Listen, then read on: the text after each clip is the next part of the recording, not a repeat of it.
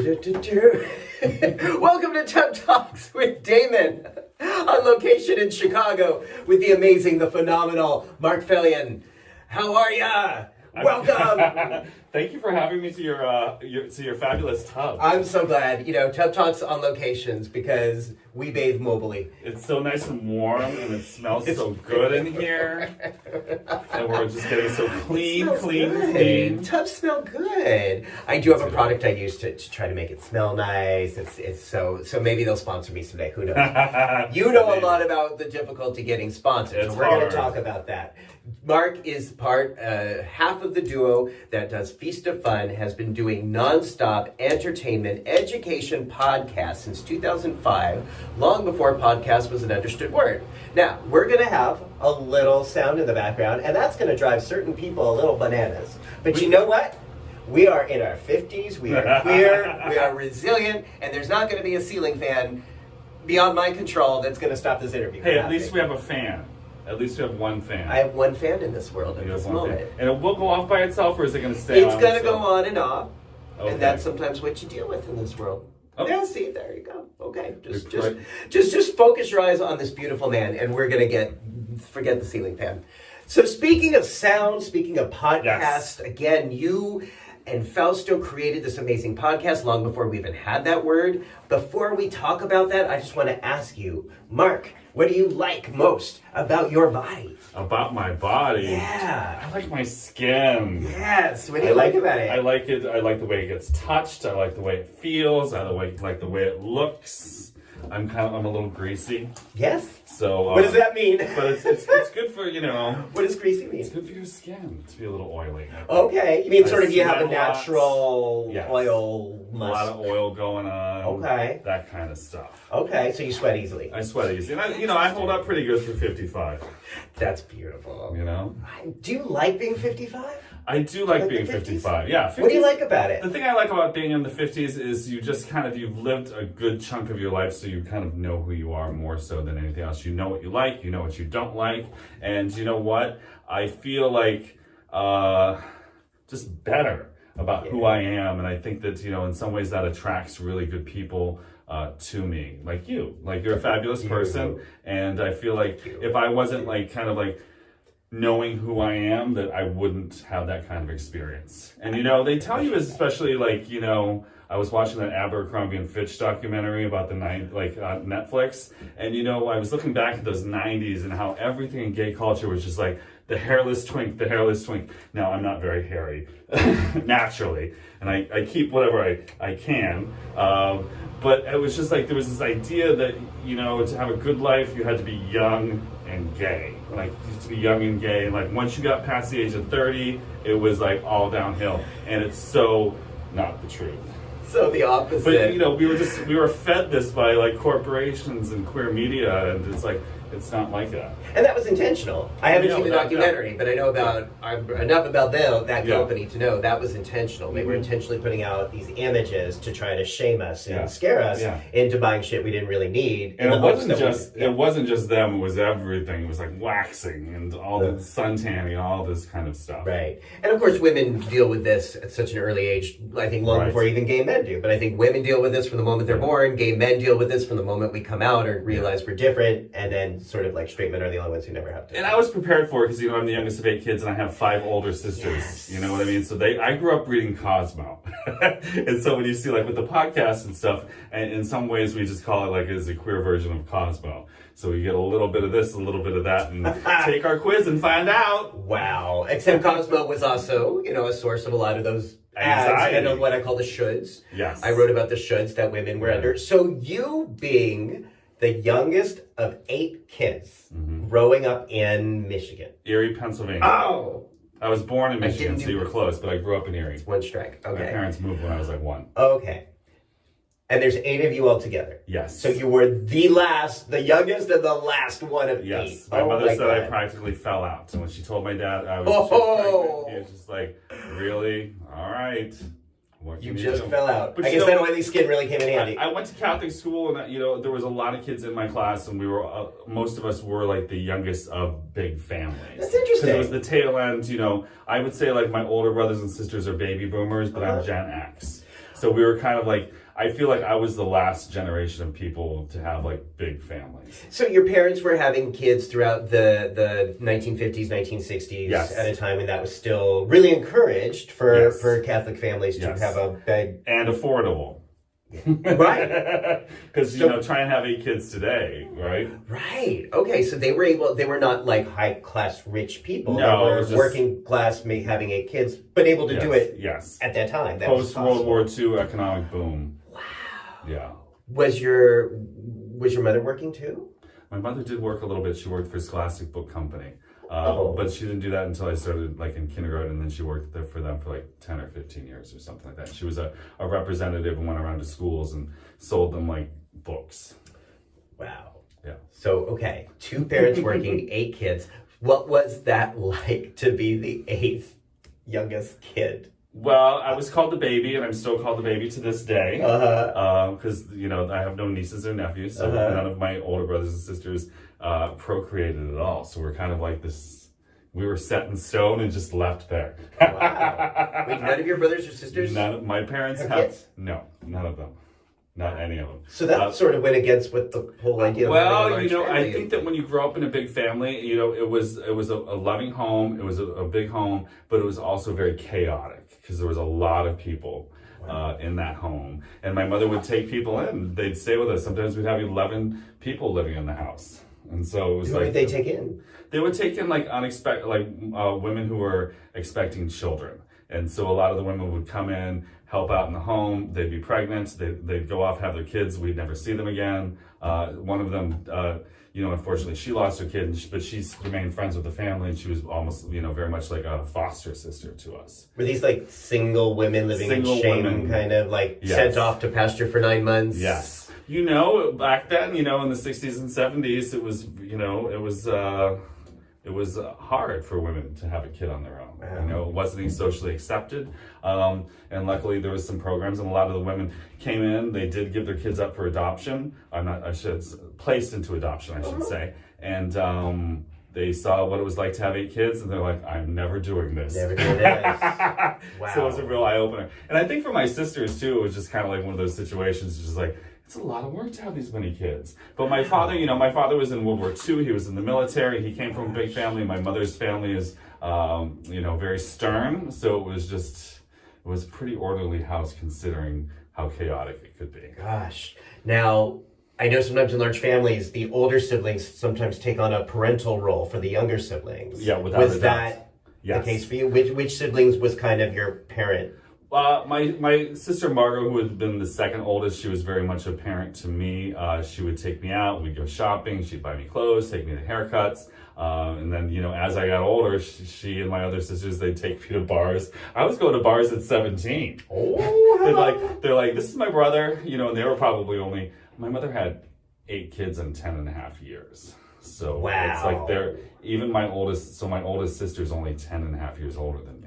So, so it's... that is wow, okay. And when you're from a town like Erie, everybody knows everybody, so like everybody knew somebody. Did they know you were 17 and they served you anyway? I think some of them did. I think some of them didn't care. Wow. Oh my goodness. They were just like, whatever. So how, with that background, did you eventually cross paths with an artist, performer, extravaganza named Faustina?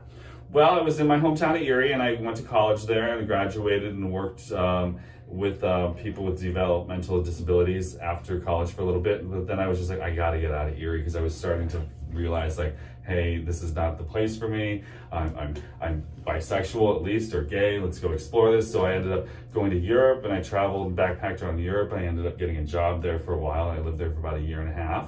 And with my travels and everything, it was about a full 2 years. And then I got homesick, so I came home and to Erie, and a couple of my friends from high school moved to Chicago, so I came here. And then, lo and behold, like 4 years later, I met Chicago Eagle, which is a gay leather bar, which was one of the closest bars to my house. And Fausto comes up to me and is like, hey, do I know you from the internet? And what year was this? 1999. He's just like, did we have the internet met back then? Of course we did. Okay. You know, he'd been chatting with people on AOL. Oh, right. Instant Messenger, that kind of stuff. And I hadn't really done that. I mean, I had played around with it a little bit a few years earlier, but not really. I was in school at the time. I was getting my master's degree. And so I just kind of giggled. He's like, no, for sure. I have a picture of you at home at my apartment, which is around the corner. Do you want to come home and see it? And it was like, you know, I knew it was kind of like a gag or whatever. And I said, okay, I'll go. And so then we leave, you know, and at this point in time, you know, he's thinner. He still had muscles. My husband always had muscles, but he was much leaner. And he had the short buzz cut and these little glasses. So I'm like, all right. And so then we go outside, and then he's under his street light, and I see that his hair is a buzz cut, and then it's jaguar prints, buzz cut that are like rainbow colored. And I was just like, oh, okay. And I was just like, well. What were you thinking? What were you thinking? I was just like, well, let's just see where this goes. Wow. And so we went back to his place and we spent the night together. And then I saw him again a couple weeks later. And after that, I was in school in Rome for a while. And when I come back, we just kept running into each other, and he kept calling and saying, hey, let's go out. And I was like, all right. So we started going out, and 23 years later, we're married. How did you know Fausto was the right person for you, that you wanted to spend your life with? I don't know if I still have the answer to that question. Is he the person? You know what? Let me just say he makes a great first husband. I have to say. I love that answer. Sorry, dude. No, I'm just kidding. You know, it's over time. You just realize that how compatible you are with somebody, and you know, we laugh together, we joke together, we sing together, we have so much fun. And I know you guys catch some of that on the podcast, but a lot of it you don't necessarily get. But you know, Fausto wakes up in the morning singing, and he tells me he loves me, you know, 10, 15 times a day. You can't ask for like anything more than that. You know? That is beautiful. It is beautiful. That is beautiful. Because, you know, that's one of the keys to a relationship. You really got to tell people how you feel about them. And he's very communicative in that degree. And were you used to that level of effective communication, expressive communication in your life? Well, you know, I grew up in a house where I definitely knew I was loved. You know, I had parents that loved me, I had brothers and sisters who loved me. It was said, but it wasn't like we were always like huggy, kissy, that kind of stuff, you know? My parents were Midwestern, Minnesotan kind of people, so it was a little bit more reserved. But I don't know, I think that we have these like romantic ideas from television and movies that this is kind of like how you're supposed to be, right? Supposed to. I say supposed to, so shoulds and drags. Or how you could be, or how, you know, we have this idea. Well, sometimes they are like shoulds. So right, exactly. Okay. And so I know that it's very special. Yeah. Right? And it is very special. And, you know, the key, I think, to our relationship is not only, you know, are we in love with each other, but we work on projects together.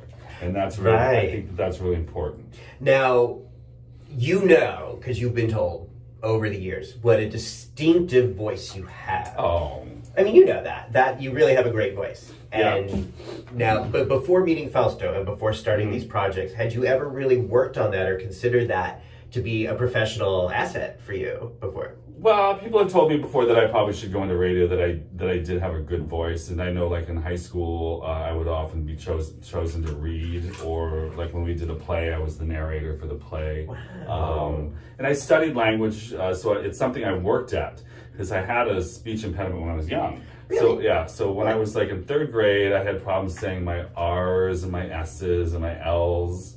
And so I would get yanked out of class once a week, and I'd have to meet with a speech pathologist, and we'd sit there with headphones on, just like I do now, with a little recorder in front of me, just like I do now, except it was on this little card, and it had a magnetic strip, and so I'd have to read something, and then record it, and then I'd have to go back and listen to it, and then I had homework over the summer, so it was something I had to be a little more conscientious about. But even still, like, in my everyday today speech, I catch myself mumbling a lot. Yeah, I mumble, and sometimes the words don't come out the way they're supposed to come out.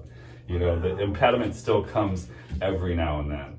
But certainly not something I've ever listened or heard or noticed in any of the public. And then I've also worked in service industries throughout college and afterwards, and even today, like I'll bartend, and so you always have to just kind of project that voice out so that people can hear you. Yeah. You know, my friend Anita once said that I had the voice of authority. So, Yes. so like if I say something, people are like, "What did he just say?" It is. Whereas like I have friends that can say this like the wildest stuff, and you just laugh and you think it's so crazy. But then sometimes if I say the same thing, people kind of take it seriously, which is, you know, people that don't know me might take it seriously. But people that know me know I'm having a gas. Wow. Okay. Yeah. So Fausto noticed this. I'm sure one of the first things he noticed was, aside from your beauty, handsome looks, and you know, you look like Mr. Big on Sex and the City. Before I got old. Well, people see the pictures of you from the 90s, right next to Mr. Big. While that show was very popular, yes. you got a lot of that stuff. So then Fausto also noticed your voice and was like, "Hey, let's do a show." Well, so you know, the podcast came out of the live show. We used to do a live variety show. It was a cabaret. We called it the Feast of Fools Cabaret, and it had a running story through the variety show. So we'd weave in like Fausto had these boyfriends, and they always got murdered or died during the show.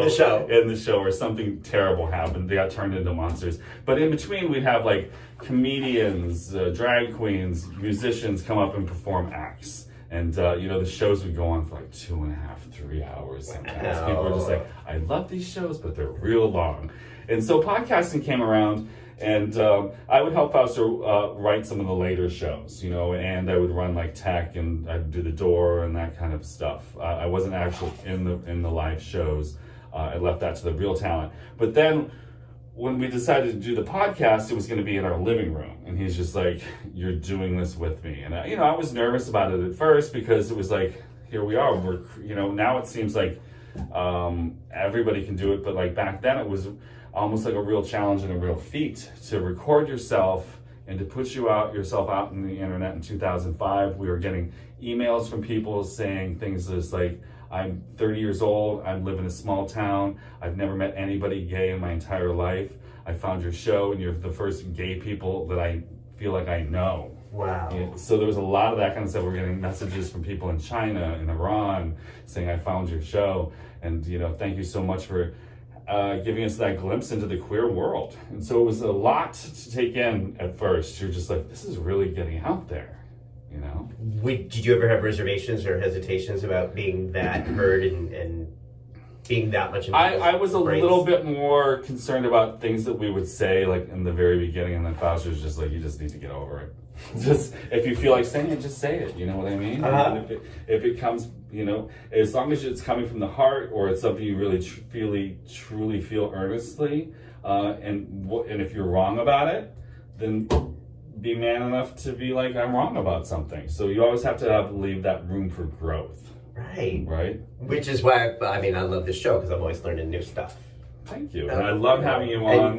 You're one of my favorite guests. Get to talk about all sorts of things that mental health issues, because God knows we need it. Well, we're going to be needing more of this in the decades ahead. For sure. So you started this show in 2005. I started listening to this in 2008. And that was around the time my book, Absolutely Shoulдлess, was coming out. And I just remember Matt, who was guest number 1 on the show. There's the fan. But Matt was the one who introduced me to your podcast.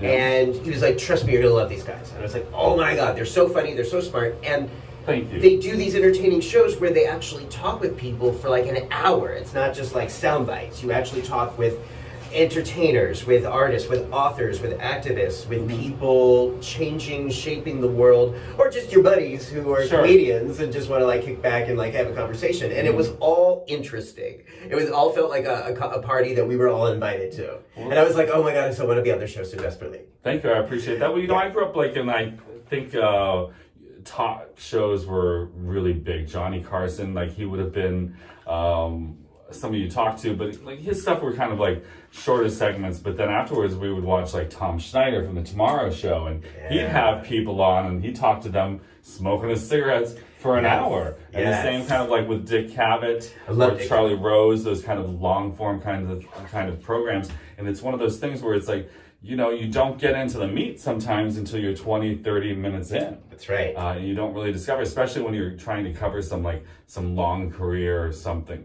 like that. Whereas like, you know, if you're on the nightly news, you're talking to somebody it's a soundbite, it's a soundbite, it's a soundbite, you're done. Right. And they often do those interviews for like an hour, but they only use like 3, are you coming? Yes. They only use like 3 minutes of it. Mm-hmm. So like, remember, a lot of these celebrity interviews or author interviews go on and on and on, but they edit out a lot of the good parts. And sometimes they put it up on YouTube where you hear years later, you can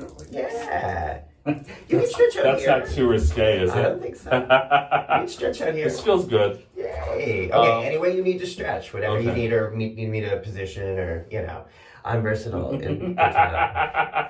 Versatile in the either side. Okay, we're gonna do that. So, all right. So you do this show. You're reaching all these people around the world, and now I know that some of the folks who are listening to you now literally grew up listening to your show. It's kind of wild. Like all of their 50% of their lives or more have been spent listening to you two. There's kids who have been listening to the show since they were 13, 14 years old at this point in time. What's that like? And they're 30. That's so interesting. So you don't have 8 kids, but you definitely play a loving parental role We're in the lives of so many LGBT people. There's definitely a few people out there that are young. Well, now they're in their 30s or early 30s, and they say, I've been listening to you since I was 16, 17, 18, 19, 20. It's amazing. Yeah, or we've seen young men grow into middle-aged men. Meanwhile, I just say the young age of 55. Well, and you and Fausto talk about aging on your show, which is another thing I really appreciate about it. We're all looking at this sort of blank canvas in terms of historical moments that gay people have never really been able to age up before with this degree of openness, social acceptance, legal protections, medical advancements. I'm not saying it's perfect. I know it's not, but I'm saying relative historically, that you and me and Fausto in our 50s, 60s, and 70s are kind of creating a different blueprint. Mm-hmm. And I like that. That's something else that you and Fausto talk about and think about. Well, it's our lives, and the thing about the podcast too is that yes, it's entertainment, and it can be kind of like news oriented, especially odd news or things that are happening, and the human stories, talking to artists. But in some ways, it's there's a little facet of it that's like reality TV, and so you get the nuance of what our life is like on some of the shows, and for long-term listeners, they pick up on that kind of stuff. So we're doing things that are important to us. Yes. And maybe it's a little self-serving, but it's also, it's important to other people out there, and especially to give them hope and have this idea, because I don't want a young gay person, a young queer person to be out there thinking like, no one's going to accept you after the age of like 27, 28. You're only viable in this community if you're young and pretty or something, right. And you are just like proving that wrong, and you have to just the pretty part I have still to prove wrong, yeah. Still but but the young part, it's one of those things. It's just we're just such a complex people, and that you have to accept people where they're at and who they are. Yes. Anything that you don't like or sort of lament about this podcasting in your living room every day in, year out and year in, like what's anything that's kind of annoying or dry? Well, I just think that it's because the podcast takes place in our sunroom, and we just have we're in a 1,100 square foot apartment, and I know for New Yorkers that might seem like it's huge, but for Chicago it's so we're it's not, it's basically a small cottage, and we're a cottage industry. Yeah. And so we're living in our cottage that we do industry in, and it would be nice if we could just be like in the basement or something like that. Can you say who, other than me, who are your favorite guests? Who comes to mind? Have been some of the favorite interviews? Jeez, there's just so many of them. And the thing that I love about you and I love about the guests are the ones that return. Because you have people that come in and they do like one-hit wonders, but people like you who come back and have new stories to tell, new ideas to talk about, because we're an idea factory and we talk about ideas. So you doing that, and then some of the comedians that we've worked with, like long-term, like Matt Brown is my new favorite guest. He's a young guy who's been listening to the podcast since he was 13, and now he's a killer comedian here in Chicago, and he's doing so well. Wow. And he comes back and he calls us his gay uncles or his gay daddies, depending on whether he's drunk or if he's stoned. Which is which? I don't remember. Okay. And then, of course, we talked to so many wonderful drag queens. Yeah. And just, the fact that like Jackie Beat or Coco Peru or Sherry Vine or Lady Bunny or Peaches Christ would come on the show it's just such an honor. And they pop in from time to time every year or so. I would have them more often if I could, but you can't wear people out. You have to also let it so that they can kind of like come to you, because when it starts to feel like work for them, then it's hard to keep that relationship going.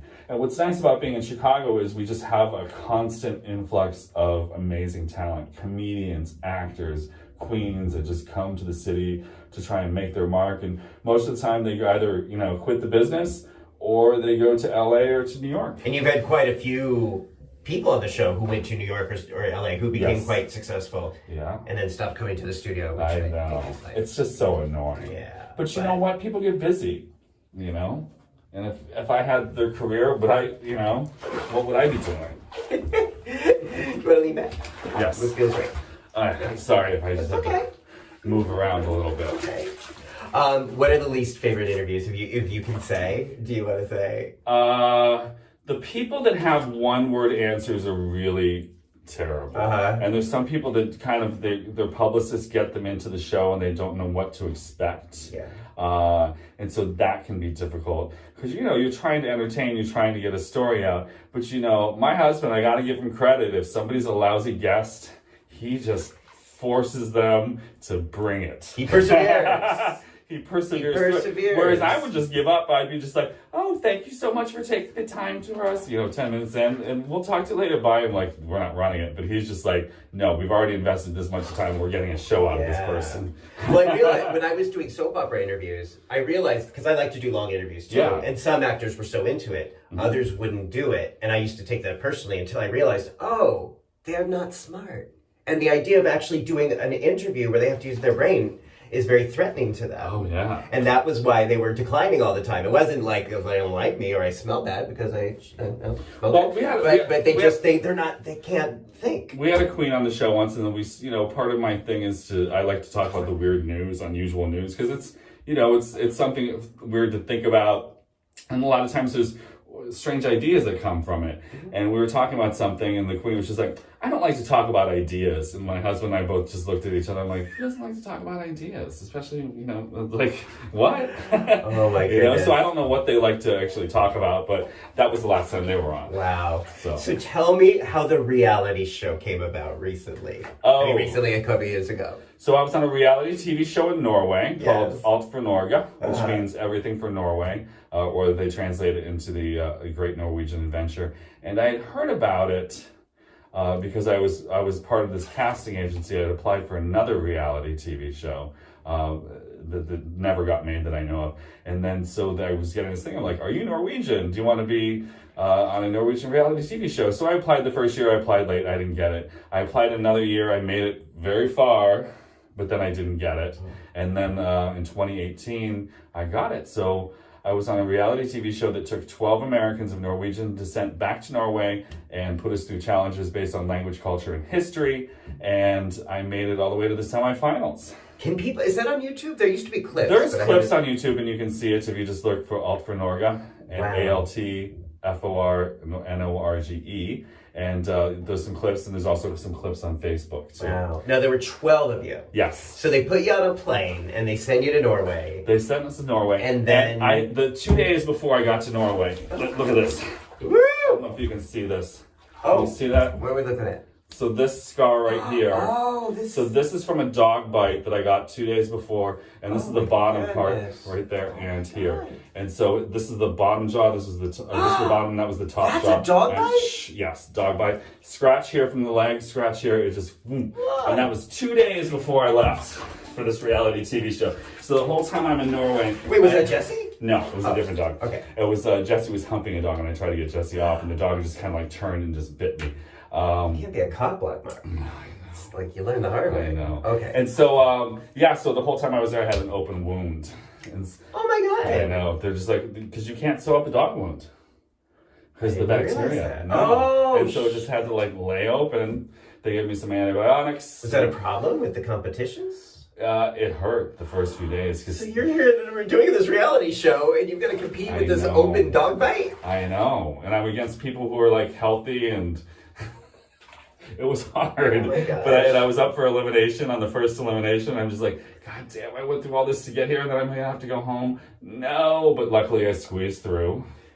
And I squeezed through all the way up until the second to last episode. So I did pretty well. I didn't win, but I did pretty well. But you stuck in there, yeah. you know. And I made Jennifer Hudson didn't win either, but you know, we're still talking about her today. And I made some lifelong friends. They feel like family to me, and I have a special connection to Norway. It's a country, you know, where some of my ancestors come from, and it's a country I really respect their culture and traditions. Do you feel like the editing of the episodes was accurate or fair in terms of who you were and how you were being represented?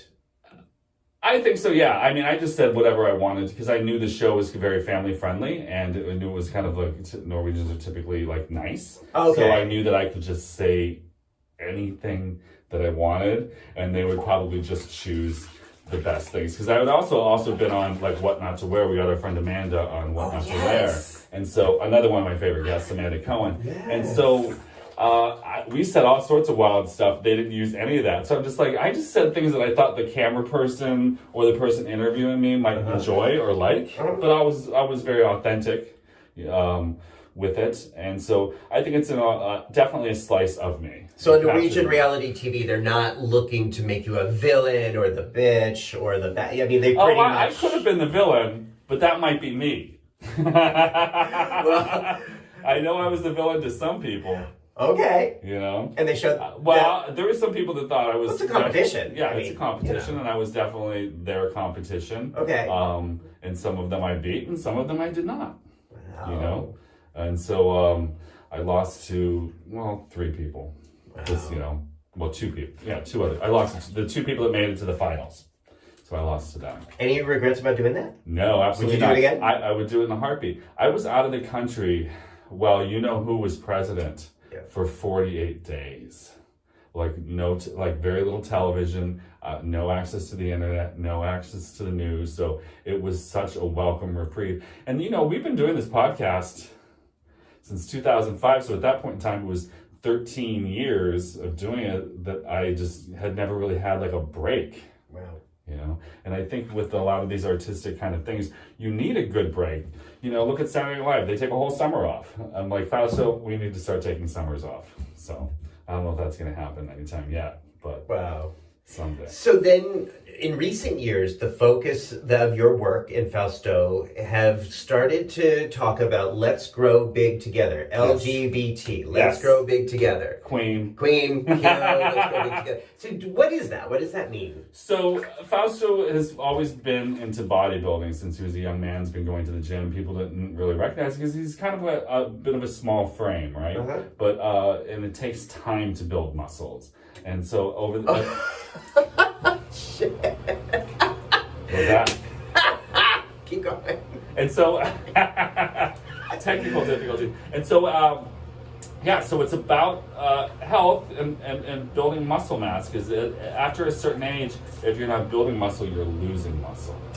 Because I've heard that. So about what age do they say that starts? I think they're saying it's like the 40s or 50s, something like that kind of thing. And so when I first started working out, I was active when I was young, but when I was taking care of these people with developmental disabilities, I was lifting them out of wheelchairs. I was doing that kind of care work, and it was hurting my back. So I started going to the gym. I'm like, I feel better doing this.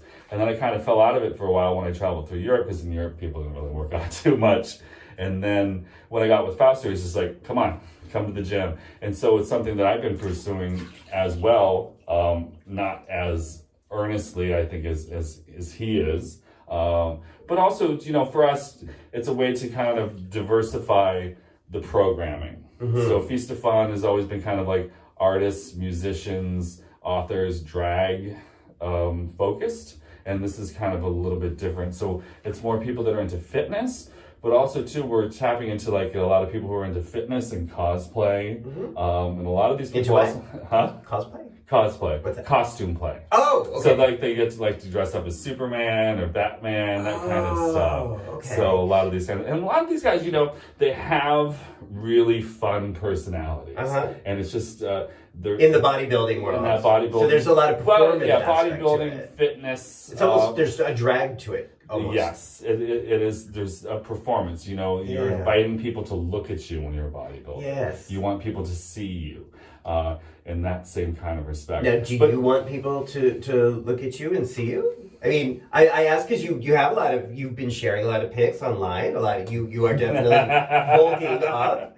Is that important? I know my husband wishes I posted more things online, and he wants you to show more of your skin. He's getting his wish in the show. But even just like posting more to Instagram, all that kind of stuff. To me, I don't know. I think maybe it's my Scandinavian heritage. I'm a little bit more modest when it comes to that kind of thing. Where I'm almost in some ways, when I think about Feast of Fun, I'm more producer than anything. And so you're talking to somebody, you want the focus to be on them. So I think for me, sometimes it's hard to switch that off. And sometimes I was just like, I don't want the attention. Yeah. I just want my privacy and to be left alone. Well, I guess so. If people say, so Mark, you're 55, you definitely are bulky, you have a lot of muscles. Like, what do you suggest for them? What would you encourage them to do about that if they want to? Well, the first thing you have to do is you got to lift heavy things. And it's important that you lift heavy things because it's good for your body, because it helps your body create what's called stem cells. And stem cells are the things that rejuvenate your body. And so if you want to appear younger or feel younger, lifting weights is one of those ways that can help you do that. Or just feel... It feels good. Whatever age you're at is just to feel... Like I always say, I don't want to look young. I have no desire to look young. I just want But you want to keep where you're at, right? I want to feel healthy. I want to feel good. I want to look good. I want my outside to reflect But some people would say for 50 years inside. old, you look young. Which is fine. I know people that look 50 and they look like they're ready to get to That's that fine. grip. That's honestly more genetics than anything else. Really has very little to do with anything I do proactively about that. We know it's not your diet. And it's what diet is. But I also, to me it's important. I want the outside to reflect what the work I'm continuing to deepen on the inside. I think for a lot of gay men, it sometimes is the other direction.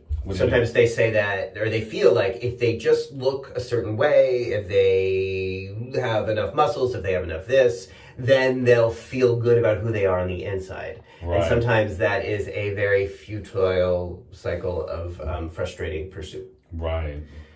Well, it's kind of vanity, right? Right. It's not, it's sort of like this thing like, okay, if I do this, then if I do this and I get attention, then I'll feel good. Oh, are you flexing? I am. Well, if they're so flexing your muscles right now. Look how shiny they are. Look at they are so.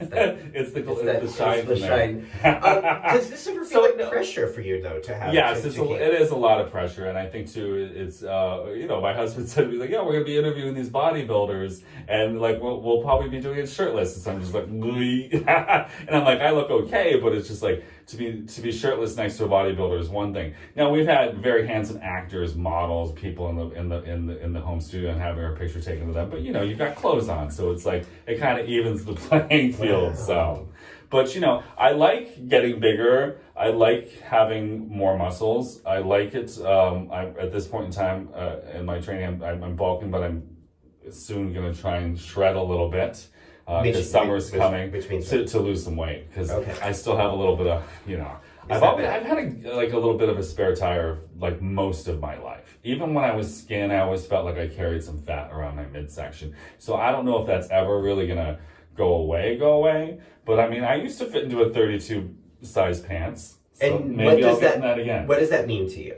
I just, when I'm lighter, I feel like I move better. So riding my bike is easier. Walking is easier because I'm just not carrying around as much weight. Okay. And so that feels good to me.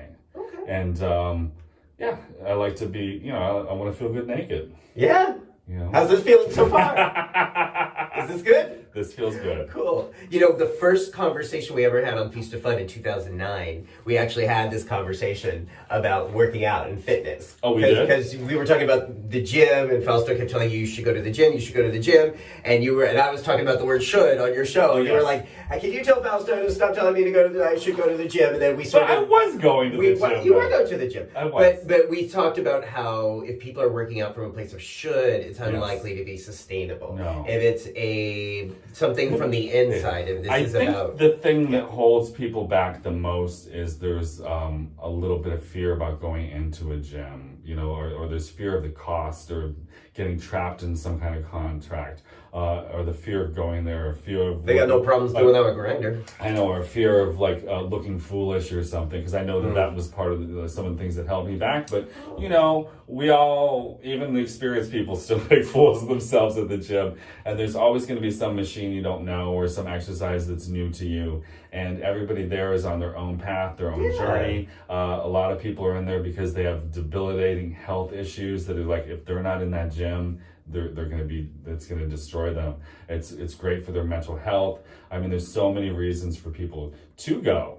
And there's also, you know, lots of excuses not to go. Or so for some people, there's legitimate reasons. You know, if you're immunocompromised, if you don't feel like you'd be able to do a lot of this stuff, you know, there's other things hopefully you can do. You know, Fausto's mom's in assisted living right now, and so she's not doing much, but I'm just like, even if you can just practice getting up and out of a chair, just practice it. Yeah. It'll do a lot for you. Some reps. Yeah. Yeah. Okay. Do something, because it's like, and that's part of the reason, that's part of our inspiration that we saw, you know, I saw my mother get very old, and she got to be 96, and it was hard for her to get up and down towards the end.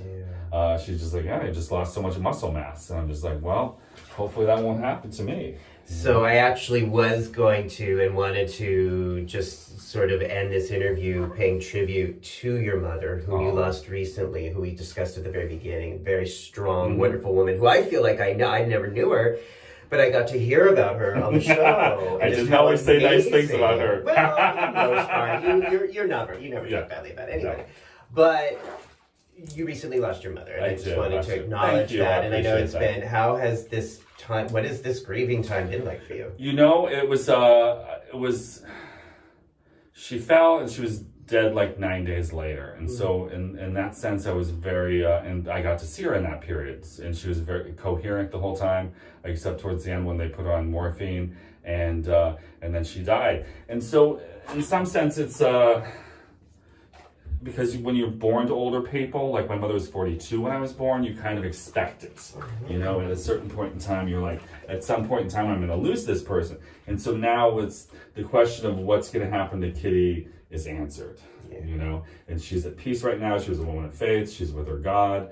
And so in that sense, I miss her, and I miss what she did for our family, but it's also, you know, life goes on, life changes, and I'm still in mourning, and it still comes here and there, waves of sadness, but I think that, you know, she was strong, my dad was strong, and it's something that I carry with me. Well, thank you for talking about her, and again, being generous of sharing that. I have a theory, and there's no... Are you okay? Yeah, I'm fine. I think, and no one's ever done a study or a dissertation, I do think as gay men, there's something... the loss of our mothers, I think, hits us differently than straight men. I could be wrong. People can tell me if they think I'm wrong, but I just had 25 years of doing this work and friends and clients. I'm terrified with losing my mom. I mean, she's like, I'm one of the best people in the world. But I feel like it kind of hits us differently. I think you're right. You know, my mother and I had a very special relationship. I was her youngest kid, so she loved me more than all of the other brothers and sisters. That's a certified fact. Of course. And then, you know, I also traveled a bit with my mom. My mom and I went to to Germany, to Italy, Tunisia, to England. We went to Peru together. We went to China. So we had adventures, and even when we were little kids, she'd be like, "Get in the car, we're going someplace."